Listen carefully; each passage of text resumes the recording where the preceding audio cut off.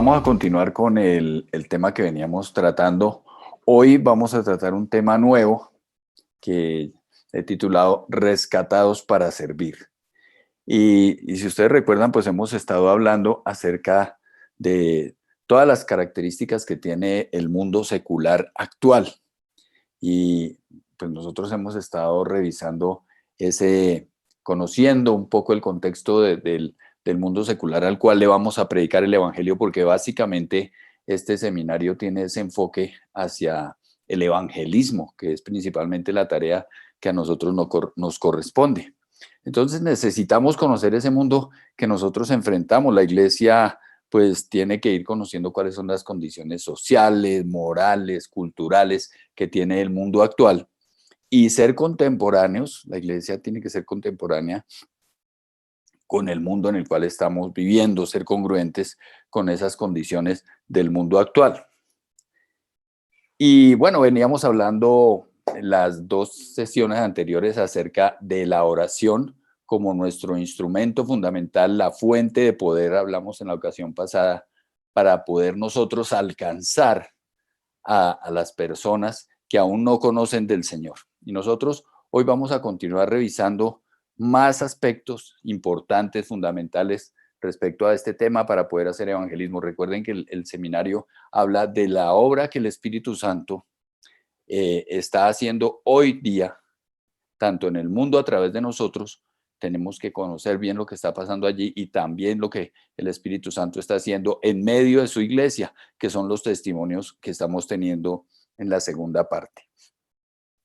Pero tenemos que revisar nosotros cuál es el origen de la motivación, qué es lo que nos mueve a nosotros realmente en la obra del Señor.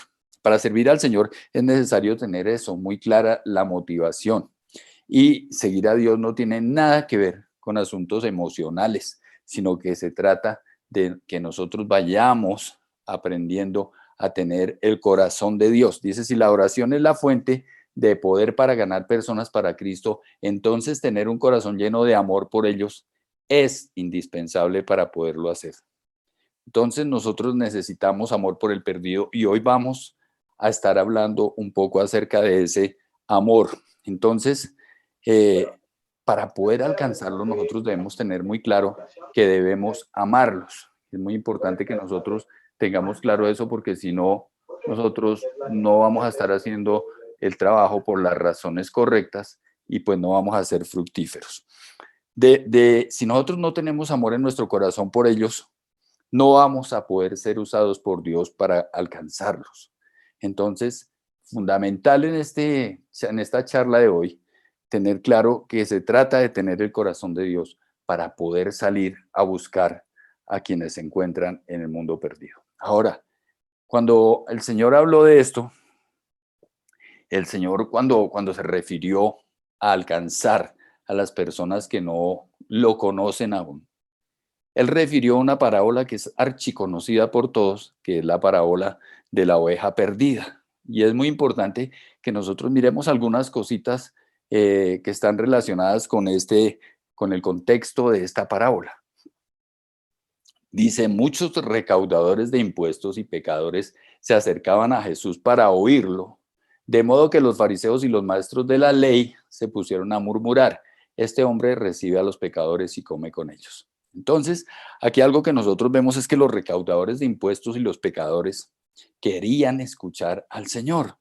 Pero fíjense ustedes que la élite religiosa no estaba tan interesada en ello. Y vemos cómo el Señor nunca tuvo problemas con romper las normas. Y fíjense ustedes que el Señor les hablaba a ellos y en medio de unas circunstancias que eran adversas, porque el Señor Jesucristo estaba siendo pues rechazado por esta élite, la élite religiosa, y era muy mal visto lo que él estaba haciendo con sus enseñanzas, con los milagros, con las obras que él hacía, específicamente en los días de reposo, bueno, con todo las contravenciones que él hacía a las normas. Y el Señor no tiene, nunca tuvo, ni ha tenido, ni tendrá ningún reparo en romper las normas y mucho menos las normas sociales, que son las que a veces el mundo tiene temor de ir a romper. Lo importante era llegar a los necesitados. Entonces, el Señor no solamente pasó tiempo con los pecadores, sino que confraternizó con ellos, comía con ellos, era amigo de pecadores. Compartir la mesa o los alimentos con alguien en esa época era algo muy íntimo, era algo considerado como algo muy íntimo. Por eso que estar compartiendo con los recaudadores de impuestos y con los pecadores, pues era estar rompiendo todas las normas establecidas en el contexto en que se vivía en esa época. Entonces, el Señor no tuvo ningún problema con eso, al contrario, pasó mucho tiempo con ellos y fue acusado inclusive de ser uno de ellos. Miren lo que dice ahí, dice, vino el Hijo del Hombre que come y bebe y ustedes dicen, este es un glotón y un borracho, amigo de recaudadores de impuestos y de pecadores. Eso está en otra cita ya en Lucas 7:34. Y refiere, en medio de todo ello, refiere la parábola. Dice, supongamos que uno de ustedes tiene 100 ovejas y pierde una de ellas. ¿No deja las 99 en el campo y va en busca de la oveja perdida hasta encontrarla? Y cuando la encuentra, lleno de alegría, la carga en los hombros y vuelve a la casa. Al llegar, reúne a sus amigos y vecinos y les dice, alégrense conmigo, ya encontré la oveja que se me había perdido. Les digo que así es también en el cielo. Habrá más alegría por un solo pecador que se arrepienta que por 99 justos que no necesitan arrepentirse. Y algo que nosotros debemos tener en cuenta, pues digamos, de las tantas cosas que ustedes saben que de las tantas enseñanzas que se pueden sacar de esta parábola, una de las cosas que nosotros debemos tener en cuenta acerca de las ovejas, lo principal que enseña la parábola es que ellas están perdidas. No van a venir, no vendrán por cuenta propia, porque están perdidas. No van a venir a nosotros. Y pues nosotros no debemos tampoco vivir con esas expectativas, esperar a que ellas lo hagan. Debemos ir a buscarlas. Hay que ir a ellas. Entonces, el personaje que sale a buscar las ovejas en esta parábola es el buen pastor. Y el buen pastor no se reunió con el resto de sus ovejas, con el resto de su rebaño, como para tratar de buscar soluciones, y mucho menos planificó un evento para ir a traerlas, a invitarlas a que vinieran y llegaran a ese evento, traerlas a su lugar, sino que el Señor lo que hizo fue algo muy diferente. Fue a buscar su oveja al lugar donde estaba perdida, a ese sitio. Entonces, una de las cosas que aprendemos de esta parábola es que nosotros debemos ir, hay que ir a buscarlas. Ellas no van a venir, no van a venir. Normalmente, yo me acuerdo hace muchos años, en las iglesias, por allá en una iglesia donde yo me convertí, se hacían pues actividades evangelísticas dentro del templo. Y entonces le ponían a cada persona, a nosotros los que asistíamos ahí, la tarea de traer un invitado. Y no estoy diciendo que esto esté mal, eso está bien, pero no es la mejor forma de evangelizar. Hay que salir y el Señor Jesucristo lo que nos enseñó a través de esta parábola es que hay que ir a buscar la oveja hasta el sitio donde están. Ellas no van a venir por cuenta propia. Hay que salir. Entonces es un error esperar que los no cristianos vengan a nosotros.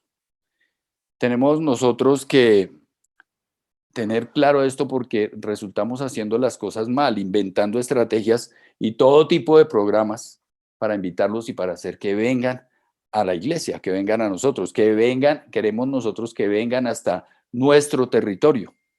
Pero realmente este sistema pocas veces funciona, esta estrategia pocas veces funciona. Jesús no pasó la mayor parte de su tiempo en las sinagogas, ni tampoco con los líderes religiosos, sino que el Señor permanecía en las calles, con la gente, iba a donde ellos estaban. Entonces, eso es algo que nosotros debemos tener en cuenta. Recordemos que, como hablábamos en la ocasión pasada, no podemos emprender ningún proyecto evangelístico si no iniciamos con oración. Ningún proyecto evangelístico que no arranque con oración va a funcionar, no va a funcionar. Pero también nosotros tenemos que tener en cuenta que para hacer esos proyectos evangelísticos tenemos que ir a donde ellos están. Entonces, hay que salir a buscarlas. Y buscar la oveja perdida, que es lo que el Señor, digamos, más espera de nosotros y por eso nos dio la gran comisión.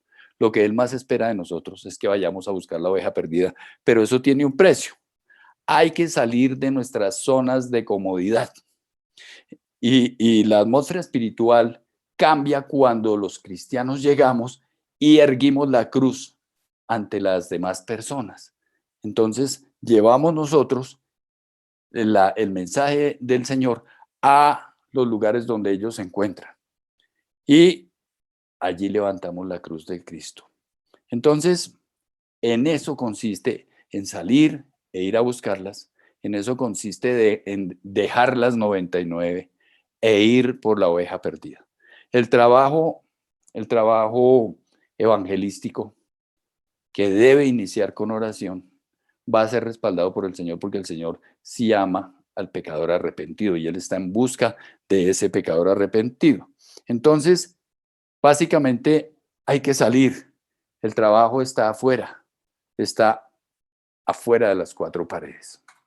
Nosotros a veces andamos equivocados. Nos hemos engañado acerca del concepto de marcar la diferencia. Hemos creído que marcar la diferencia es tomar ciertas posiciones morales, ser un poco mejor que los demás, ser un poco por lo menos mejor que las personas que no asisten a la iglesia o que no han rendido su vida al Señor. Creemos a veces que se trata de cambiar el lenguaje, no ser groseros, evitar las películas para adultos, no adelantarnos en las filas en los bancos y creemos que eso es el cristianismo. Pero recuerden ustedes cuando veíamos todos estos temas en la Revolución de la Gracia, eso no es el cristianismo, de eso no se trata esto. No se trata de no hacerle mal a nadie. Esto no tiene nada que ver con eso. Y nosotros a veces andamos muy equivocados. Otra cosa que debemos tener en cuenta es que nosotros vamos a tener rechazo. Los más espirituales en nuestros tiempos en la iglesia simplemente oran porque se cierren los lugares más desagradables, los lugares de pecado que se cierren y creemos que con eso cumplimos nuestra tarea. Entonces, este tipo de cristianismo realmente lo que se hace es parecer más a la religión farisea. Entonces, eh, este tipo de cristianismo dista mucho de ese ejemplo revolucionario que el Señor Jesucristo nos vino a enseñar cuando vino a la tierra. Él vino y revolucionó todo y a todos.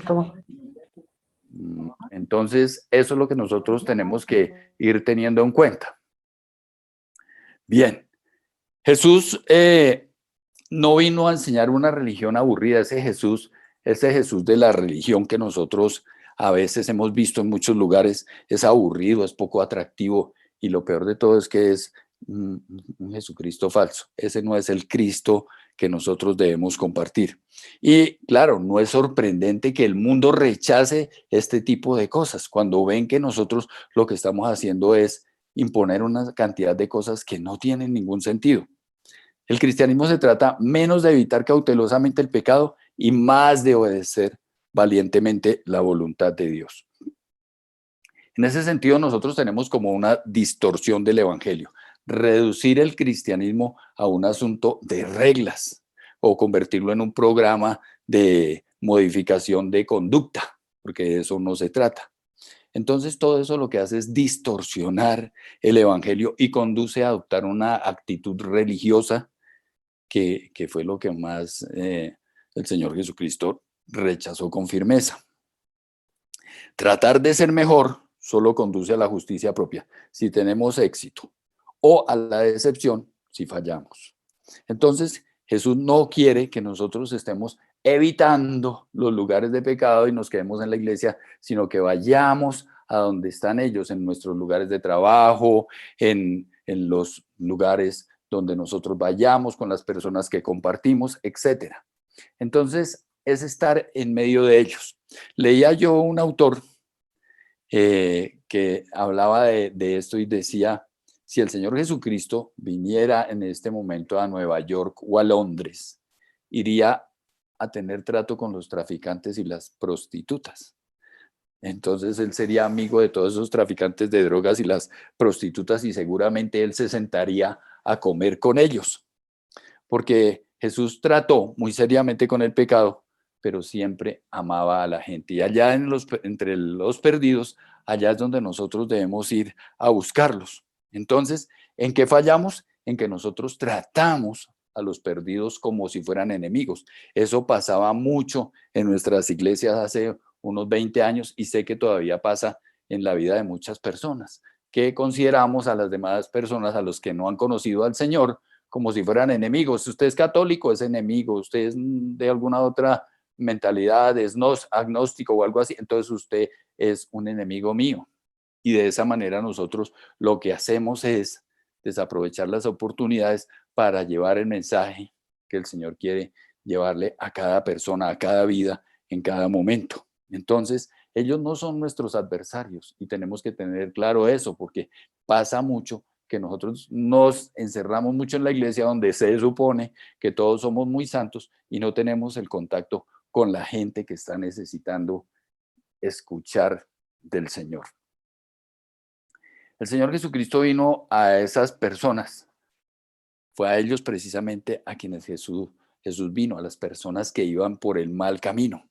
Entonces, no tenemos tampoco, nosotros no debemos perder de vista que nosotros también íbamos por el mal camino, que también estuvimos perdidos y un día el Señor utilizó a alguien y nos rescató. Entonces, el Señor no espera que nosotros nos distanciemos de los que no son cristianos o de quienes son no cristianos. El buen pastor siempre va por la oveja. Y dice en el caso de la parábola fue a buscar a la perdida. Y dice que cuando la encontró, seguramente no estaba limpia y probablemente tampoco estaba arrepentida. Probablemente estaba distraída, igual que ocurrió con el hijo pródigo, que había cometido muchos errores. Entonces tenemos que tener en cuenta eso. A veces nosotros creemos que lo que tenemos que hacer es que ir al gobierno, ir no sé, a la Plaza de Bolívar con unas pancartas a decirle a los gobernantes que no va al aborto, pero la verdad es que eso no va a tener ningún eco, no va a tener ningún efecto. Nosotros lo que tenemos que hacer es predicar el evangelio y que más personas conozcan al Señor. A la oveja perdida hay que rescatarla. Al buen pastor no le importa el estado en que la encuentre. O sea, él va, es por ella y se pone muy contento cuando la encuentra. Entonces, el mundo necesita buscadores con esa misericordia extravagante. Eso es lo que nosotros debemos ser, tenemos que aprender a hacer. Y creo que es el llamado que el Señor nos está haciendo en este momento particular de la historia aquí en Colombia, donde yo sé que muchísimas personas se decepcionaron o muchos quedaron muy contentos porque ponemos a veces nuestra confianza en un gobernante. Pero la verdad lo que nosotros necesitamos en Colombia es predicar el evangelio, dar a conocer las buenas nuevas del Señor Jesucristo, para que mucha gente le conozca a Él. Y entonces recordemos nosotros que ellos están en el mundo y están en malas condiciones. Necesitan ser rescatados. Y dice que el buen pastor se la puso y se la llevó a su redil, ¿no? Entonces debemos ser conscientes de ello. Otro tema que nosotros debemos tener en cuenta, otro aspecto, es, perdón, un momentico aquí, que, eh, que esto nos va a costar, ¿no? Y aquí viene una pregunta. Entonces, debemos tener claro que esto no se trata de hacer otra buena obra o buena tarea cristiana. No es algo para agregar a nuestra lista de buenas obras, es una labor intensa y es una labor difícil, es una labor que nos va a costar mucho. Entonces, si nosotros no tenemos claro así estos aspectos, vamos a perder el enfoque. Entonces, no se trata de un deber religioso para tratar de aliviar nuestra culpa. Y si nosotros lo pensáramos en este tiempo, ¿qué pregunta le haríamos nosotros como iglesia al Señor? Es, ¿por cuánto tiempo debo dejar las 99 e ir a buscar la perdida? O mejor dicho, en otros términos, ¿por cuánto tiempo me salgo de la iglesia y voy fuera de la iglesia voy a estar predicando? Ahora, no quiere decir que uno se tenga que ir de la iglesia por eso, sino por cuánto tiempo voy a estar compartiendo, a cuántas personas, hasta cuándo, para que yo te haya cumplido con eso que nosotros a veces consideramos mi obligación, porque en nuestra mentalidad a veces religiosa creemos que se trata de hacer cosas para agradar al Señor, pero no por entender que es importantísimo que las personas conozcan al Señor, que eso es lo que verdaderamente trae transformación, que eso es lo que trae el cambio. Nosotros no debemos procurar cambiar a las personas, solamente invitarlas a la vida cristiana, que la obra la hace es el Espíritu Santo. Yo escuchaba hace poco a una persona que decía que tenemos que ir a transformar el mundo. Nosotros no vamos a transformar el mundo, no vamos a transformar a nadie. La transformación la hace el Espíritu Santo en el interior del corazón de cada vida. Nuestra tarea solamente es predicar el Evangelio. Entonces la gente pregunta, ¿hasta cuánto? ¿Por cuánto tiempo tendré que hacerlo? Y la respuesta está en la misma parábola. Dice, hasta encontrarla. No hay límite de tiempo. Nada se mantiene en reserva. Es decir, no hay un plan alterno. Debe haber solamente ese interés por la oveja perdida, que es lo que realmente al Señor le importa. La oveja perdida. Entonces, el buen corazón, el pastor que tiene ese buen corazón, el buen pastor estará dispuesto a ir a buscarla. Y es algo que nosotros hoy entiendo yo que el Señor nos está llamando a hacer en medio de las circunstancias que estamos viviendo en Colombia, de lo que muchos consideran que puede ocurrir, para algunos buenas expectativas, para otros malas. Nosotros, independientemente de ello, tenemos que seguir predicando el Evangelio, porque la idea es alcanzar al perdido. Entonces, tenemos que nosotros seguir en ese propósito y estar dispuestos a aportar ese costo en sacrificio personal. Hablan algunos autores de los cristianos de medio tiempo. Entonces dice que el mensaje de la parábola es que tenemos que darlo todo. Tener el corazón de Dios significa ser un poco irrazonables de alguna manera. Entonces el mensaje que la parábola da es que tenemos que darlo todo, que tenemos que disponer de nuestro tiempo y de nuestro amor, sobre todo, para poderlo hacer. Entonces, tenemos que ir descartando prioridades e ir por ella. Dice alguno de los autores, dice, el diablo nos persigue a tiempo completo. Por tanto, nosotros no podemos luchar con él como cristianos de medio tiempo, o a veces de menos de medio tiempo. Tenemos que tener esa disposición. A ver, esto era lo que les estaba diciendo. Ahora, también hay que tener en cuenta que vamos a encontrar seguramente ovejas, como podríamos decir, inconscientes. Se requiere para esto tener una actitud devota. ¿A qué me refiero? Cuando nosotros vamos a las ovejas perdidas, las vamos a encontrar en cualquier condición. Y la tarea no va a ser fácil. Muchas veces la oveja no va a estar interesada, tampoco va a estar arrepentida. Podría estar despreocupada, distraída o contenta con la vida que está llevando. De hecho, recuerden ustedes que la gran mayoría o no les interesa o dicen, no, yo creo en Dios a mi manera. Están desviados, están despistados, están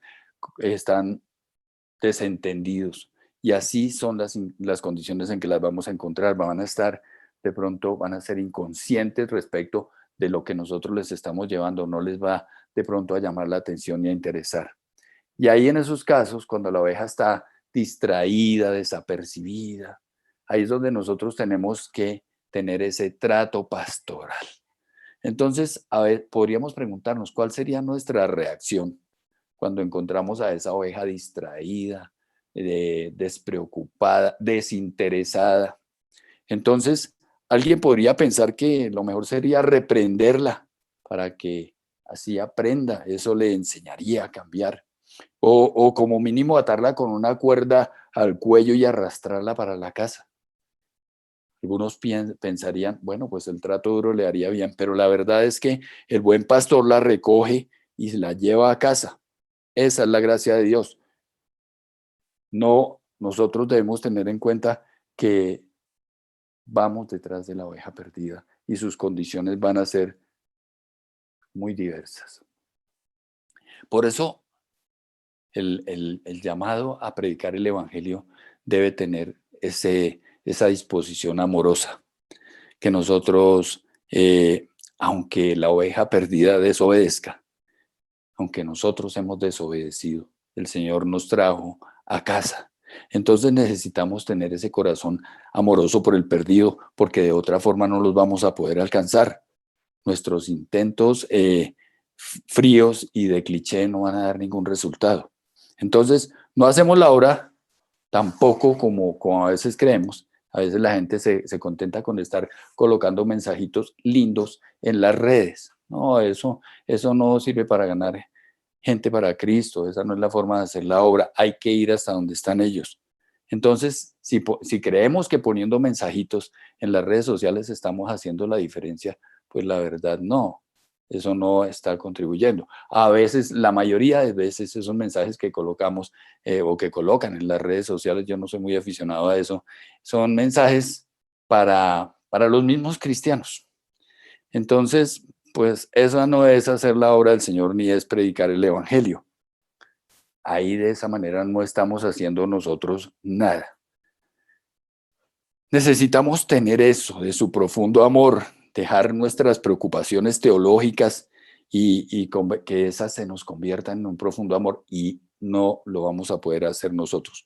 Entonces, solamente de esa manera nuestros esfuerzos realmente vendrán a dar fruto, vendrán a ser efectivos. El mundo secular percibe al cristianismo a veces como una serie como una religión, ¿no? Inicialmente, pero como una serie de reglas, qué hacer, qué no hacer, ven límites y solo nos conocen generalmente por las cosas a las que nos oponemos. Solo ven nuestros intentos de ponerle límites a todo. Eso es lo que de alguna manera ellos ven reglas, ven nuestra moralidad. Y si bien es cierto que nuestras normas son bíblicas, pareciera que a veces fuera lo único que tenemos para ofrecerles. Entonces necesitamos tener el corazón del buen pastor, porque solo así podremos alcanzar al mundo secular. Desafortunadamente, generalmente, actuamos al contrario, como fariseos, y no lo hacemos como lo hacía Jesús o como nos enseñaba, y esto es algo que nosotros debemos tener en cuenta porque hay que cambiar. Ahora, ¿cómo cambiar este corazón? Porque nosotros lo que necesitamos tener es el corazón de Dios. Entonces, no lo vamos a poder hacer por nuestros propios esfuerzos, no vamos a poder esforzarnos por tener el corazón de Dios. Es imposible lograr las cosas en nuestras propias fuerzas. No se trata de fuerza de voluntad y decir, bueno, a partir de mañana voy a amar a la gente. Eso no va a pasar, no funciona. Entonces, ¿qué podemos hacer? Lo que nosotros tenemos que hacer es reconocer que nos falta el amor por el perdido. Y yo creo que ese es el centro o el punto neurálgico crucial de la charla de hoy, que nosotros necesitamos reconocer que nos falta amor por el perdido. Yo, en mi caso particular, yo he tenido que reconocer esto porque si uno no tiene claro que a veces le falta amor por el perdido, nunca lo va a aprender a amar y no lo vamos a poder hacer generando amor por nuestra buena y dulce voluntad. No, hay que pedirle al Señor que Él transforme, que nos cambie y transforme nuestros corazones. Solamente Él lo va a hacer. Y además esto no es algo que se deba hacer una sola vez, sino que esa batalla contra nuestro propio egoísmo es un asunto de por vida. Entonces, nosotros tenemos que tener claro, por nuestros propios medios no vamos a aprender a amar al perdido. Hay mucha gente que tiene mucho amor por el perdido, hombres y mujeres dedicados, consagrados, entregados a predicar el evangelio, pero no es el caso de todo el mundo y eso lo necesitamos cambiar. Y este cambio no lo vamos a poder producir nosotros. Y sí es posible crecer en esta área. La Biblia lo que dice es que si yo me humillo, el Señor me cambia. Dice, al corazón contrito y humillado, no despreciarás tú, oh Dios. Lo aprendió David y lo publicó a voz en cuello. Entonces, de esta manera nosotros vamos entendiendo que debemos irnos sometiendo a las indicaciones del Espíritu Santo, reconocer con honestidad que por nuestros propios medios no va a ser posible. Primero, no vamos a poder aprender a amar al perdido y segundo, no vamos a ser capaces tampoco de ir a donde están ellos a ser efectivos.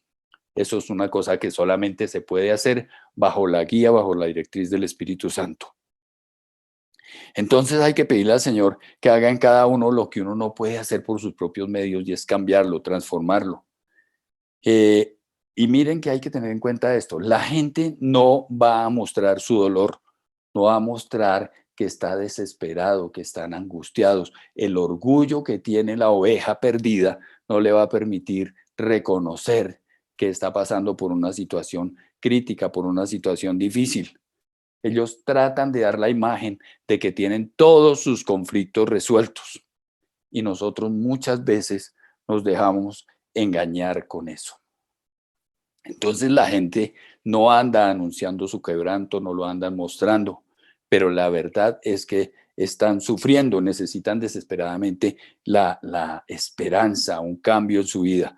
Hay que estar dispuestos nosotros a salir de nuestra comodidad y tener claro que no nos van a tratar bien las ovejas perdidas, en ocasiones no nos van a querer recibir, no nos van a querer escuchar, están contentas con la vida que llevan.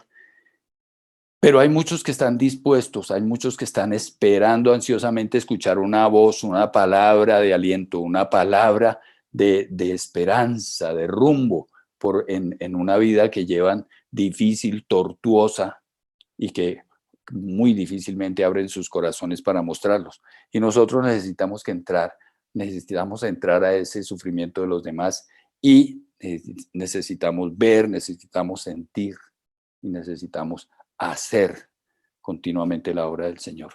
La mayoría de las personas llevan vidas de desesperación reprimida. Tenemos que tener claro que sí, que la gente está allá y está sufriendo, están pasando situaciones adversas, tienen dolor, tienen sufrimiento y no lo van a querer reconocer. Tienen necesidad de llenar el vacío absurdo de la vida, porque la vida sin Dios es absurda. Bien, lo que nos dice la palabra es: no se amolden al mundo actual, sino sean transformados mediante la renovación de su mente.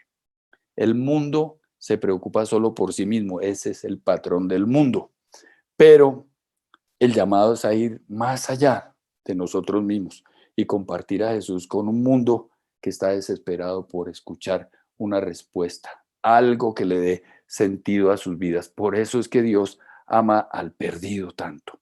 Entonces esto es un asunto de amor y necesitamos tener amor por el perdido. Ese es como la esencia del tema del día de hoy, que nosotros oremos al Señor y le pidamos a Él por ese amor por el perdido, porque si nosotros tenemos amor por el perdido, tenemos lo que necesitamos para poder estar dispuestos a trabajar. Ahora, nuestros corazones también deben estar quebrantados, es decir, sentir ese amor por la persona que lo necesita. Y dice que la preocupación por los demás es algo que nosotros no podemos fabricar. Es algo que necesariamente proviene de Dios. El Señor es el único que nos puede dar ese amor, esa pasión por las personas que están perdidos. Y es un regalo que el Señor nos da gratuitamente a quienes se lo pidamos. De manera que hoy hay que estar orando al Señor porque nosotros tengamos cada día más amor por el perdido. De esa manera estaremos dispuestos a hacer el trabajo. Si nuestros esfuerzos no son alimentados por su poder y motivados por su amor, no van a producir fruto. Y aquí hablamos de amor y responsabilidad. Dice: por tanto, vayan y hagan discípulos de todas las naciones, bautizándolos en el nombre del Padre, del Hijo y del Espíritu Santo, enseñándoles a obedecer todo lo que les he mandado a ustedes, y les aseguro que estaré con ustedes siempre, hasta el fin del mundo. El Señor nos garantiza su presencia, su compañía, su apoyo, su respaldo, porque recordemos que nosotros no podemos convencer a nadie, y si Él está ahí, Él es quien los convence, el Espíritu Santo. Y Andrés hablaba ayer en su tiempo de oración de este pasaje de Isaías 52:7. Dice: qué hermosos son sobre los montes los pies del que trae buenas nuevas, del que proclama la paz, del que anuncia las buenas noticias, del que proclama la salvación. Hoy en Colombia, hasta el día de hoy, todavía tenemos libertad para predicar el evangelio. Todavía tenemos la posibilidad de predicar el evangelio. No lo han prohibido. Y nosotros tenemos que aprovechar esto porque algún día, yo no sé cuándo, eso va a cambiar. Y la iglesia estará siendo perseguida. Hoy que tenemos la posibilidad de predicar el evangelio, tenemos nosotros que hacer esta labor de la gran comisión que nos fue encargada por el Señor. Y el Señor nos estará utilizando. Hemos visto testimonios todos estos días de seminario de las cosas que el Señor está haciendo con las vidas, de lo que ha pasado dentro de su iglesia y también de lo que el Señor hace por fuera de su iglesia y lo que va a hacer. Y tendremos muchas cosas por seguir viendo de la forma como el Señor usa a sus hijos para ganar a personas para Cristo, que es realmente, digamos, nuestra labor. Y por eso el título de la charla de hoy era Rescatados para servir. Si nosotros fuimos rescatados solamente para estar en una iglesia felices y no metiéndonos con los del mundo y pasándola ahí sin ir a untarnos con nadie, pues no estamos haciendo la obra del Señor. Nosotros fuimos rescatados para servir, no para aislarnos, no para evitar el contacto con los del mundo, no, rescatados para servir. En el día de hoy tengo una invitada muy especial que se llama Clara Inés Argotti. Ella es una persona que tiene un testimonio de vida, un testimonio de lo que el Señor ha hecho en su vida y de la forma como el Señor ha orado. Y hoy Clarita nos va a estar compartiendo. Y te doy muchas gracias, Clarita, y bienvenida para este tiempo. Hola, hola, ¿cómo están? Muy buenas noches. Mil gracias, José Dimas, por esta invitación tan bonita que tú me haces. Y bueno, el tiempo es corto y empiezo a compartirles este testimonio de vida. Les voy a contar, voy a hacerles voy a comentarles una corta historia antes del testimonio y después se van a dar cuenta cómo todo empieza a unirse. Resulta que más o menos venía corriendo el año 2013 y yo tengo un sueño en el que yo veía que estaba acostada al lado con mi esposo, pero que yo veía que mi cuerpo se iba separando y yo me veía como en la esquina de la habitación, veía mi cuerpo acostada y como abrazando a mi esposo y yo decía, ¿por qué yo me estoy mirando de esta forma? Yo porque estoy acá arriba si veo que estoy allá abajo. Y de un momento a otro empiezo como a recorrer, a subir, a subir, a subir y empiezo un viaje a una velocidad altísima y empiezo a ver ciudades espectaculares, empiezo a ver unos paisajes hermosos, empiezo a sentir, a pesar de que estaba tan alto, empiezo a sentir el olor de unos naranjos que era, o sea, me impactaba mucho. Veía las flores con los colores más divinos que ustedes se puedan imaginar. Yo trabajo con el tema de telas y en medio de que yo iba en este sueño y que yo iba viendo las flores, yo decía, o sea, tenía como la conciencia de decir, oye, ese color tan lindo, ¿por qué nunca se me ocurrió para desarrollarlo en mi trabajo? Bueno, iba recorriendo iba viendo el Mont Blanc, iba mirando los desiertos del Sahara, iba viendo los lagos del Canadá, era una cosa espectacular lo que iba viendo y de repente siento que me paro en ese sueño, siento que me paro y había era como un bosque, era más o menos, digan ustedes, tipo 7 de la noche, pero el cielo era un azul como un azul rey, pero muy clarito, muy lindo, y empiezo a sentir que alguien viene y yo sentía las pisadas como cuando uno va caminando por un bosque y va caminando por las hojas secas y yo sentía que iba pasando y yo decía, Dios mío, ¿qué es lo que está pasando? Qué brutos, yo me morí. Dios mío, me morí, claro, yo estoy sintiendo ya los pasos, ¿quién viene? Y sentía, yo decía, claro, es el Señor que ya viene. Para esa época, nosotros teníamos pendiente, mi hijo había ganado una beca para estudiar en el exterior, para una beca que se había ganado de Colfuturo. Yo no estaba muy amiga de que él se fuera. Durante su universidad yo le clamaba, le pedía a él que fuera, o sea, como que se acercara más al Señor, pero él, su corazón era completamente frío. Él me acompañaba solamente por obediencia y por obediencia al papá. Él iba con nosotros a la iglesia, pero su corazón supremamente ausente. Pero yo le pedía y yo le decía, ay, Señor, por favor, ayúdame, por favor, enamora a mi hijo, pero como de esa oración que no te sale de la entraña. Entonces, bueno, yo tenía esa oración y aparte de eso, nosotros estábamos pendientes de comprar un apartamento, habíamos vendido el apartamento. En medio del sueño en el que yo estaba viendo algo tan sobrenatural, tan espectacular y que yo veía que estaba cerca la presencia del Señor y no les puedo decir que yo lo vi, pero él se venía acercando y yo sabía que era él. Y viene y se me acerca y yo le dije, ay Señor, ya vienes por mí y yo no he hecho lo que yo tenía que hacer en la tierra. Imagínense en mí, mi lentitud en ese momento tan sublime, pero soy honesta, tengo que decirles lo que, tal cual como ocurrieron las cosas. Entonces en ese sueño yo le digo al Señor, Señor, mi hijo se tiene que ir a una maestría a Europa. Yo no quiero que se vaya, pero es necesario que él la haga. Y aparte de eso, no hemos comprado el apartamento y tú me vas a traer ya a tu presencia. Y yo no he dejado organizando las cosas en la tierra. Entonces el Señor sentí que me lo dijo tan claro que me dijo, no te preocupes, eso Él lo va a lograr, pero eso no es verdaderamente lo importante.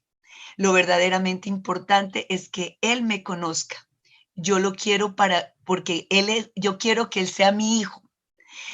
Y en ese momento, ¡pum!, me desperté, se acabó el sueño y obviamente pues quién se duerme, ¿no? Quedé con los ojos así completamente abiertos y empiezo un tiempo de oración con mi Señor, clamándole, pero mire, este clamor era que me salía de verdad, yo sentía que cada mañana que yo oraba, era como que lo volvía a dar a luz a mi hijo, a Jairo Samuel. Era impresionante, yo clamaba. Para esa época, yo le dije al Señor que quería darle una ofrenda de amor y el Señor me puso en el corazón que esa ofrenda era que quería que yo dejara el café. Yo normalmente me tomaba 6 tazas de café, pero para mí era el deleite tomarme mi taza de café. Lo disfrutaba mucho y yo, ok, Señor, voy a dejar el café. ¿Te parece 2 meses? Y él siento que el Señor me dice, no, un año. Y yo, no, un año, en verdad, ustedes me dirán, ella está como loca, ¿no? Dice que el Señor le dijo no sé qué, pero en verdad yo sentía en el espíritu que él me dijo un año. Y arranco yo con este ayuno y arranqué y arranqué y arranqué. Y con esta oración de todos los días, yo me levantaba de madrugada. Señor, tú me estás diciendo que tú lo quieres para él. El Señor, mi hijo va a ser para ti, voy a clamarte por él. Y oraba pidiéndole al Señor que él pudiera acercar el corazón de mi hijo al corazón de él, que lo pudiera seducir de tal manera que él se enamorara. Bueno, afortunadamente aquí veo que hay una persona muy especial para mí, que es María Cecilia Cadavid. Y María Cecilia Cadavid conoce esta historia de primera mano porque después del año que pasó, que yo estaba clamando tanto por mi hijo finalmente resulta en los pasos y en el camino del Señor. Empieza un tiempo de amor por mi Señor, de una cosa que ustedes no se pueden imaginar. Él quería ir absolutamente a todos los servicios, él quería estar en el tiempo con Dios, el encuentro que llamaban encuentro en que él estaba, grupo de oración que nos invitaban, grupo de oración que Jairo Samuel iba, y aquí fue cuando estuvo en la casa de mi amiga María Cecilia, y la amo tanto y la quiero tanto porque aquí fue evidente cómo el Señor empezó a seducir a mi hijo y empezó a llamarlo a sus pies. Bueno, aquí voy a dejar un poquito la remembranza. Eso fue 2013 que les estoy comentando, el año del ayuno que pasó 2014. Llega el año 2015, llega el mes de junio y llega una noticia que nadie se quisiera esperar. Llega una noticia a nuestra casa que para los ojos materiales es la peor noticia, es el debacle total, la tristeza infinita, pero para los ojos espirituales llega para mí, les puedo decir con toda la honestidad, el mejor tiempo de mi vida. En el año 2015, me alcanzo a sentir una bolita en un CA, no, en ese momento no era un CA, era una bolita que yo me alcancé a sentir. Yo sabía que ya era algo maluco, que era algo raro. Yo ya me fui súper nerviosa con donde el médico, mi esposo me acompañó, estaba en la sala de espera y las piernas, mire, me temblaban que parecía gelatina, o sea, era así, no me paraban las piernas, era terrible, yo quería detener el temblor de las piernas, no lo podía hacer, era una cosa impresionante. Y en ese momento me llaman del consultorio, señora Clara Inés Argotti. En el momento que me llaman, era una la Clara Inés que estaba sentada y que las piernas le temblaban como gelatina y otra la Clara Inés que se pone de pie. En el momento que yo me pongo de pie, siento algo espectacular en mi ser. Llevaba yo mucho tiempo conociendo al Señor, pero de evidenciar la presencia física, manifiesta de como yo lo sentí, fue hasta ese día. Yo sentí como que una malla, de esas mallas como del medioevo que se colocaban para cubrirse, yo sentí que una malla empezaba a recorrerme todo el cuerpo y fue literal que el Señor me dijo, quédate atrás que esta batalla la libro yo. En el momento que yo me paré, o sea, es que les digo, fue cuestión de 5 segundos, 7 segundos, mientras que yo escuchaba esas palabras. Era una Clara Inés la que estaba sentada toda temblorosa y otra Clara Inés la que iba fuerte y que se dirigía a entrar al consultorio del doctor. Cuando entramos al consultorio del doctor Robledo, me acuerdo tanto que quise con todo mi corazón también el doctor, un profesional excelente. El doctor me dice, Jairo, Clara Inés, con tristeza tengo que decirles que lo que nosotros veníamos pensando que tú tenías, en efecto tú tienes un cáncer de seno, entonces no te preocupes, no sé qué, y pues obviamente es una noticia que nadie se espera y pues obviamente mi esposo no se lo esperaba y siento que mi esposo se empieza como a inclinar, o sea, como que sentía que él se rompió, como que se cayó y en ese momento lo cojo con los brazos, Jairo, no te preocupes, el Señor me acaba de decir que esta batalla la va a librar Él, tranquilo. Entonces él me veía como diciendo, esta está loca. Y yo, no, o sea, mira, era una convicción que el Señor me dio. Mire, yo les puedo decir, mal haría en que yo les dijera, no, en ese momento yo elevé mi oración al Señor y yo le pedí, no sé qué. Mentira, no fue nada de eso. Yo sentí que el Señor me cubrió y sentí que como Él me lo dijo de esa forma como tan clara, yo le creí. La película la tenía supremamente clara y es aquí donde empieza mi testimonio. Yo ya estaba tranquila porque yo me sentía completamente resguardada con la palabra que el Señor me había dado. Y bueno, y yo decía, bueno, Señor, si tú ya me quieres para ti, maravilloso estar en tu presencia, qué delicia, qué deleite. Por mí yo estaba bien, pero había algo que mi corazón estaba completamente destrozado en saber cómo mi hijo iba a tomar esa noticia. Llevaba un año apenas, prácticamente un año larguito, de un enamoramiento total con el Señor. Le dije, y ahora yo, ¿cómo le digo a mi hijo que tengo esta maluquera? ¿Cómo se lo voy a decir? ¡Qué angustia, Señor! Él va a entrar en rebeldía, se va a echar para atrás, va a decir, ¿cómo así? Todo lo que yo lo busqué, todo aquello que yo, porque era una cosa impresionante, él salía del trabajo y llegaba acá a la casa y leía la Biblia como, ¿qué noticia es la que el Señor me tiene para ahora? Como uno cuando está esperando y cuando está expectante de recibir unas noticias, él leía la Biblia, es que se la devoraba, era impresionante. Yo decía, Dios mío, se me va a echar para atrás, y ahora yo qué hago, Señor, todo lo que hemos hecho por él, y ahora que, no, él va a entrar en rebeldía y empieza ese temor en mí. Bueno, ese día me comunico con el pastor Andrés Vargas, con Natalia, y cuando yo les digo que es el peor tiempo que para otras personas pueden decir, es cuando uno empieza a ver que los ángeles, el Señor los envía en los momentos perfectos. Llamé y me comuniqué con ellos fueron demasiado hermosos, sentí todo su cariño, todo su apoyo, vas a salir adelante, me hablaron de una forma tan bonita. eh, Tú sabes que uno la prueba no la debe pedir, pero cuando llega uno tiene que abrazarla, no sé qué, me llenaron de una fortaleza. Y me pregunta el pastor Andrés, me dice, bueno, Clarita, cuéntame, ¿cómo vas a manejar esto? Y yo a ver, ¿cómo lo diríamos? No, yo toda valiente, toda fuerte, no quiero que nadie, que mi hijo se entere de esto lo voy a asumir solamente con mi esposo porque él se enteró de eso, pero nadie más, ni mi papá, ni mi mamá, ni mis hermanos, ni mi hijo, sobre todo mi hijo, no, yo no quiero.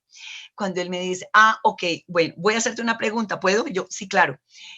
Si el caso fuera contrario, si Jairo Samuel tuviera esto, ¿a ti te gustaría que a ti te lo ocultaran? Yo, no, por supuesto que no, yo quiero que me lo diga.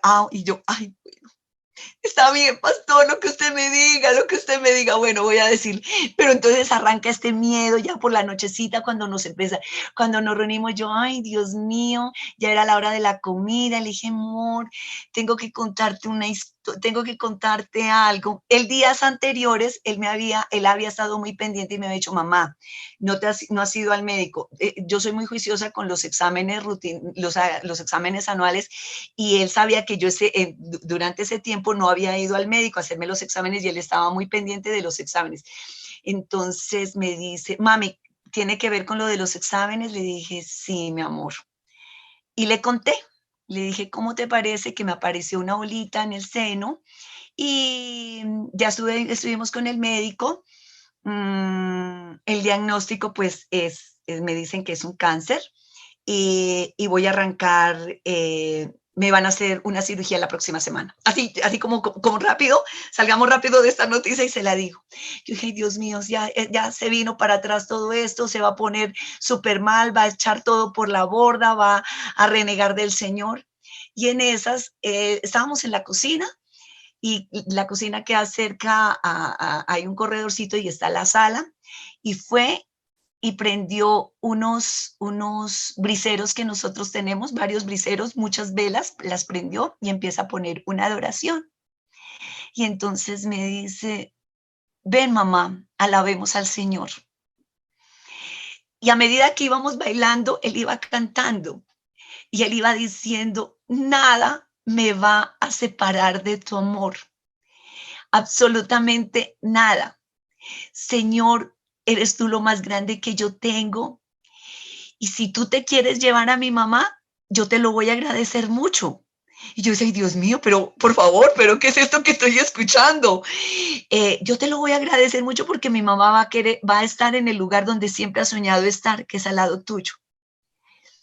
Pero si tú quieres, Señor, y tienes misericordia de mí, dame la oportunidad, dame la oportunidad de tenerla muchos años más y que ella pueda conocer mis hijos. Cuando él dijo eso, mire, o sea, a mí ya se me podía venir el mundo, o sea, no me importaba nada. Ya yo tenía el premio grande. Mi premio era que mi hijo esa noche se había graduado en el amor de Dios y que nada, ni siquiera esa enfermedad, nosotros somos muy apegados, la verdad. Pues imagínense, hijo único, somos súper apegados. Pero yo dije, si esto no lo apartó, ya, o sea, él es completamente tuyo, que se venga lo que se venga. En ese momento empieza ya mi proceso, arranco ya con la cirugía y empiezo a sentir la presencia del Señor como jamás, nunca antes la había sentido. Por eso es que yo les decía en un principio, materialmente puede llegar la peor de las noticias, pero espiritualmente para mí fue la mejor noticia porque fue cuando yo sentí como de primera mano, como el sentir la malla, el sentir que mi hijo ya era de él, que nadie se lo iba a quitar de las manos, que todo lo que yo había vivido y experimentado y orado era ahora con él real. Para mí fue un tiempo demasiado hermoso y empieza como una compenetración con el Señor de una forma impresionante. Antes de eso, quiero hacer un corto comentario. Para el mes de junio me descubren esta enfermedad y para el mes de abril mi empresa queda en quiebra. O sea, yo decía, Señor, a ver, ¿qué vamos a hacer? No tengo una ramita de dónde cogerme, porque uno dice, estás enferma, pero bueno, hay recursos para que tú puedas salir adelante y bueno, vas a salir, estás bien, bueno, o estás con salud y no tienes trabajo, pero es que yo estaba quedándome sin las dos cosas. Yo decía, no tengo una ramita de qué cogerme. Entonces me dijo, es que tú no necesitas una ramita, tú necesitas depender únicamente de mí. Y les digo que en ese tiempo que tuve quimioterapia, radioterapia, cirugía, que no estuve trabajando, ni una sola vez tuve la necesidad de nada. El Señor proveyó de una forma inimaginable, inimaginable. Es cuando uno verdaderamente dice, Señor, qué espectacular es sentirte. Porque cuando uno de pronto no ha vivido, no ha podido sentir ese milagro, uno, o sea, lo dice y lo habla como, porque lo cree, pero, o sea, lo dice, pero como que no experimenta esto que ahora uno dice, Dios mío, te había pedido sanidad y ahora me la estás dando. Bueno, entonces ya les comenté eso de la parte material. Voy a tratar de aligerar para no alargar mucho el testimonio. Tranquila.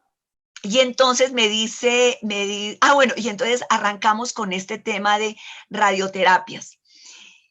Y de quimioterapias. Entonces mi hijo empieza, mami, vamos a arrancar la quimioterapia. ¿Cuántas te dijeron? No, mi amor, ya me dijeron que tengo que son 6 quimioterapias. Mami, ¿por qué no oramos? De pronto hay algo especial, mamá, ¿por qué no oramos con mi papá? De pronto un tiempo especial entre los dos, que se reconozcan cosas. ¿Quién quita que de pronto nosotros podamos espiritualmente sacar a la luz algo y que le podamos dar duro al enemigo y que podamos reducir esas quimioterapias? Yo, ok, bueno, o sea todo lo que yo le había pedido antes al Señor, ahora yo lo veía de primera mano con mi hijo, que antes él era el que me lo pedía. Yo, ok, bueno, listo, hagámoslo. Nos reunimos una noche, oramos y al otro día me dice, no, mira, ya no necesitas 6 quimioterapias, necesitas 4 quimioterapias. Yo, perfecto. Y mi hijo era como maravillado porque, yes, o sea, lo que nosotros lo estamos pidiendo, así se empieza a ver. Y empiezo un proceso que se llama radioterapia, y era que todos los días me tenía que ir tuve 21 radioterapias, tenía que acudir a la clínica, y en este proceso es cuando verdaderamente empiezo a sentir los milagros que el Señor me empieza a demostrar. O sea, la sanidad, yo ya lo daba por hecho. O sea, a mí desde el mismo momento que el Señor me dijo, tranquila, que esta batalla la libro yo, o sea, la sanidad para mí ya era como un accesorio, era, bueno, Señor, ¿qué es lo qué más es lo que hay que hacer? ¿Qué es lo que yo tengo en qué me tengo que mover? Y para ese tiempo vino el pastor Kerry Woods y él nos hablaba de lo que hace un rato estaba comentando José Dimas, y era de lo de la gran comisión. Entonces, el Señor definitivamente no le pide a uno nada de lo que uno no se pueda deleitar. Entonces dije, Señor, el Señor me puso en el corazón que yo compartiera las veces que yo iba a radioterapia, que yo compartiera con la gente. Me empieza esta emoción de compartirle a las personas que iban a radioterapia. Era una cosa impresionante, todo se unía con lo que nos había explicado el pastor Kerry Wood. Yo llegaba acá a la casa y para mi hijo y para mi esposo era como, mamá, bueno, ¿y hoy a quién le compartiste? ¿Y cómo fue? ¿Y qué te dijo? O sea, era todo, era como una película. ¿Y qué pasa después de esto? ¿Y qué te dijeron? ¿Y si lo recibieron al Señor, mamá? ¿Y lloró? ¿Sí crees que se quebrantó? Pero sí quedó completamente convencida del amor de Dios. O sea, cada vez era una historia diferente, una historia diferente. Personas que yo veía que les tocaba súper duro, que tenían que venir de pueblos a tomar su radioterapia. Me acuerdo también muchísimo el testimonio de una señora que yo le dije que quería yo quería orar por ella, y aquí definitivamente es que el Señor es un personaje, como dice Nati, y él le bota a uno a veces unas situaciones que uno dice, Señor, ¿y ahora yo qué hago? Me tocó una vez una señora que le digo, ven, oremos, me dice, no puedo orar contigo porque no traje mi mantilla, y cuando yo voy a orar, oro con mi mantilla. Entonces yo decía, o sea, el Señor me mostraba tan claro, no la religiosidad, no se necesitaba de ninguna mantilla, solamente el corazón dispuesto, pero finalmente esta señora termina recibiendo al Señor, arrodillada, llorando ahí en plena clínica, y yo llegaba y les contaba todos los testimonios y era todo como, wow, no lo puedo creer, espectacular lo que nos estás contando, o sea, para mí era una maravilla. Bueno, el tema uno como por ejemplo, y el Señor aparte de eso fue demasiado bonito, me dio, perdón, ¿qué hora es? Ay, Dios mío. Tranquila, tranquila, sigue tranquila. Las 8:02. No Bueno, te preocupes. y así fue que empezamos a recibir milagro tras milagro del Señor, pero como les digo, la sanidad finalmente fue la verdad fue algo accesorio de lo que verdaderamente vino.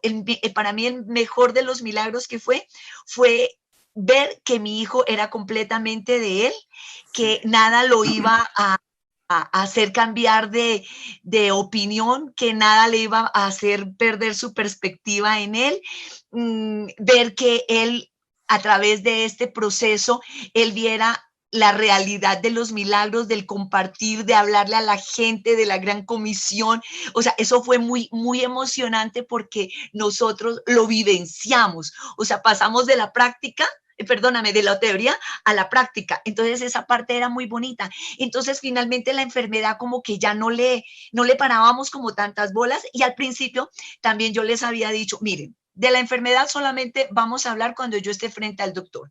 Cuando lleguemos acá a la casa no se va a hablar absolutamente nada de la enfermedad. Yo no le voy a rendir el culto a esa enfermedad. Aquí el único que se merece rendirle todo, ponerlo en el altar es al Señor y aquí no se habla absolutamente de la enfermedad para nada, solamente hablamos del Señor. Entonces yo siento como que el enemigo que quiso venir a llenarme como de angustia y todo eso, como que vio que no caímos como en el juego de él y al contrario, el Señor aprovechó la situación difícil para convertirla en algo bueno y entonces como que eso se fue rapidito. Eh, Estuve en un proceso de quimioterapia, obviamente se me cayó el pelo, pero el Señor me decía, bueno, tú eres mi soldado. Y los soldados, pues mi esposo también es militar retirado.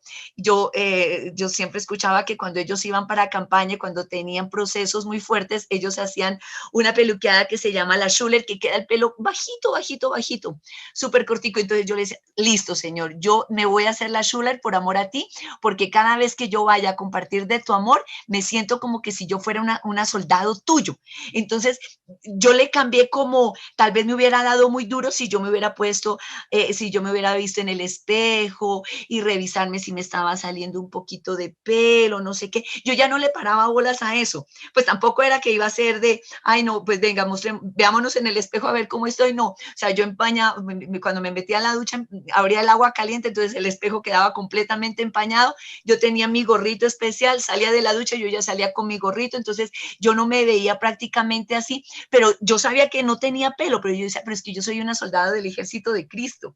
Entonces eso me emocionaba mucho de saber que a pesar de momentos tan difíciles, momentos tan duros, que para otras personas lo pueden vivir sin el Señor, viviéndolo con el Señor, uno lo vive de una forma diferente. Y lo malo que el enemigo le pueda traer, porque el Señor nunca manda una enfermedad, pero sí el Señor aprovecha las cosas malas para beneficio de quienes lo aman. Entonces, pues mi invitación para eso, de que ánimo, de que con el Señor es espectacular el camino que uno recorre con Él y que nosotros sí tenemos que tener esa sed por las almas, como nos compartía hace un momento José Dimas, el servir, porque finalmente para eso fuimos llamados y tenemos un propósito que no solamente es para que lo cumplamos acá en la tierra, sino es un propósito que va a ser completamente trascendental y que se va a alargar hasta la eternidad.